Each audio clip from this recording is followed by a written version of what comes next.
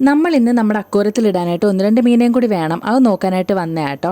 ഇത് നമ്മൾ ടൗണിലുള്ളൊരു ഷോപ്പിലോട്ടാണ് വന്നിട്ടുള്ളത്. ഇവിടെ നമ്മൾ ഫസ്റ്റ് ടൈം ആട്ടോ വരുന്നത്. കട വളരെ ചെറിയൊരു കടയാണ്, പക്ഷേ സംഭവം നല്ല അടിപൊളിയായിട്ട് അവർ സെറ്റ് ചെയ്ത് വെച്ചിട്ടുണ്ട് കേട്ടോ. കണ്ട പാടെ മൈത്രിമൊക്കെ ഭയങ്കരമായിട്ട് ഇഷ്ടപ്പെട്ടു. പിന്നെ ഇതുപോലൊക്കെ സെറ്റ് ചെയ്യണമെന്നായി, പക്ഷേ അതിനുള്ള സ്പേസും കാര്യങ്ങളൊന്നും നമുക്കില്ല കേട്ടോ. ആ ചെടിയൊക്കെ നിൽക്കുന്നതാണ് നല്ല ഭംഗിയുണ്ടായിരുന്നു. പിന്നെ ഇതുപോലെ സെറ്റ് ചെയ്തൊക്കെ അവർ തരും കേട്ടോ. അതിൻ്റെ മോഡലും കാര്യങ്ങളൊക്കെ അവിടെ വെച്ചിട്ടുണ്ടായിരുന്നു.